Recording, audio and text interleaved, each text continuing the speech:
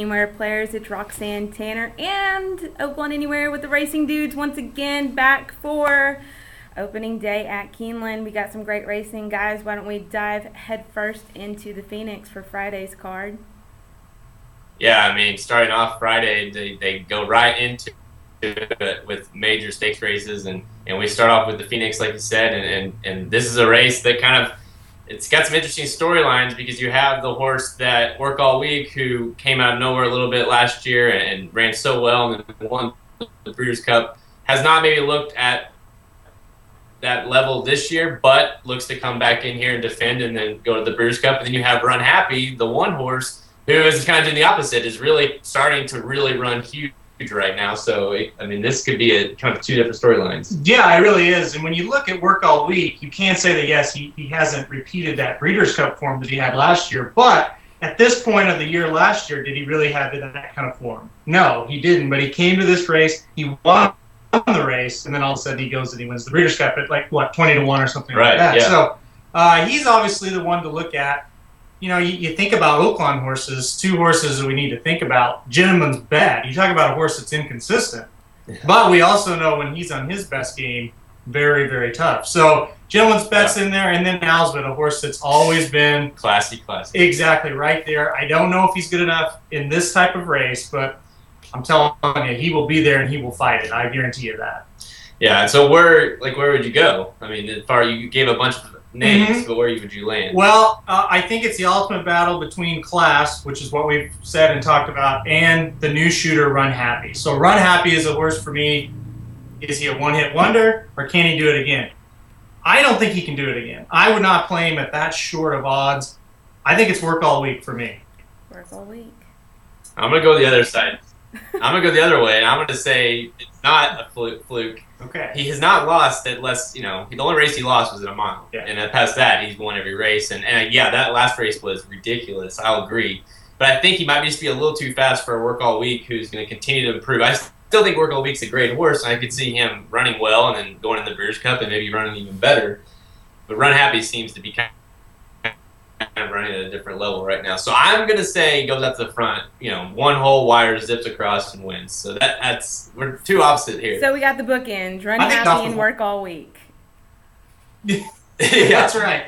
Yeah. Alrighty, now the next race we're going to move on to is the Alcibiades, 2-year-old fillies here. This is a grade 1 race and always usually kind of an interesting race. We got a couple of fillies making their first time going around two turns, and a lot to look into in this race. What are your guys' thoughts on this? Well, with the 11, I'll start with the Just Wait horse. They asked me it's an horse that we probably will see at Oaklawn this year, and she looked the part until she got into the Pocahontas, and just everything seemed like she would love that distance, and she was in a perfect position and really just flattened, didn't do anything, and I don't have a lot of excuses other than, can she bounce back? I absolutely think she's going to bounce back. There is no explanation for what happened last time out. There's no doubt this horse can go two turns. By Tappet. How many times recently have we seen Asmussen with a Tappet horse do so well? I think she bounces back here. Yeah, exactly. And if anything, it helps her price for a race like this, and then maybe in the Breeders' Cup if she comes back. So I'm going right back to her. So what do you think of the horse that won that race? A nice horse, but Jackie Queen, I should say. So is that a little more fluky? I think so. Yes. I think one-hit wonders is kind of the theme so far. I didn't put much stock in that race. It was kind of a weird race all the way around. And sometimes you'll get that at Churchill, at that small meet there. There's some weird results. She's going to have to prove it to me again. Redham Racing chips one in here. Gomo, the one horse, Uncle Mo, Doug O'Neill. Connection's been tough to beat this time of the year lately. But I don't know if I am totally in love with the horse.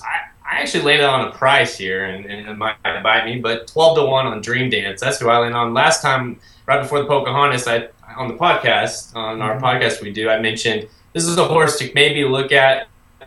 That's out of the fleet. Alex, I think, might improve as they get longer. Ran a nice second. It was second by DQ, but ran a nice one there. And I think if she can improve just a little bit more again, there's nothing to say that she can't run even better. Well, I don't think that's a bad pick. I think it's a nice horse to play underneath. I'm not 100% sold on her yet. Again, because she comes out of that same race, the Pocahontas, that was kind of an odd race.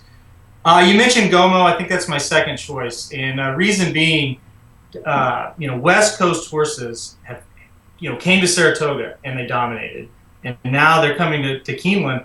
Maybe the West Coast has just got the best horses. They've had the best horses the last 3 or 4 years. I see no reason why this horse can't make a lot of noise in this race. There you go.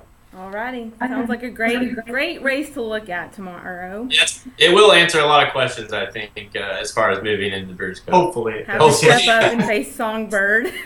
Yeah. Impressed last week out in California. Okay, well, why don't we go ahead and move over to Saturday's entries. We start off with the thoroughbred Coach America, right? Mm-hmm. Yeah, the Club of America, that's it. There's so many coaches around here.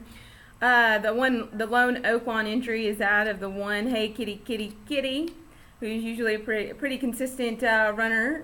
Yep. What do you guys think about this field? Well, I mean, this one again is it's definitely not easy to handicap here. It is when you're going to the Filly Mare Sprint. So again, it's going to be a question of, you have Judy the Beauty in here that is kind of maybe the classiest of the bunch. Sweet Whiskey for Todd Pletcher, and then Hey Kitty Kitty, the Oaklawn horse. 10-1, not a bad price for him, and Santana Jr. riding. But last time out of Churchill ran pretty well. Mm-hmm. I've never been a huge fan of Hey Kitty Kitty Kitty. That's probably not good to say because we are friendly with the Mocats and everything, but. Never been a huge fan of her at this level. I think the 100,000 stakes last time out at Churchill Downs, that's probably more her level. I don't think she's a graded stakes type of horse. So I went against her here. Maybe not a bad horse to play underneath. Yeah, I think so, underneath. Yeah, I mean, to me, though, Judy the Beauty just looks too good for this bunch. Was beaten 2 back by Dame Dorothy, who's had a nice year. Last time out, got beat by La Verdad and Street Story, 2 very good horses, but I don't see horses of that quality in this field. I think she takes it. I would put Sweet Whiskey probably second, and then maybe go with the Hey Kitty Kitty third. There's a lot of speed in this race, a lot of speed, and I think Judy the Beauty can sit right off of it. Yeah. She's 4 for 4 at Keeneland. She loves the Keeneland track. I think all signs point to Judy the Beauty. I mean, 6-5 is a short price, but Mike Smith is back on her, which is always a great sign. So I think we're agreeing here. Judy the Beauty's to play. Judy the Beauty. She's been running against La Verdad, who's very impressed. Oh yeah. 5 for 5 this year. It's hard not to like her. So. Yeah. Okay, let's go on to the Breeders' Futurity. This is a Grade 1 race, mile and 16th for 2-year-old colts and geldings, and. Who do you guys are looking at in this race? Well, this one, to me, is one of the more exciting ones this weekend.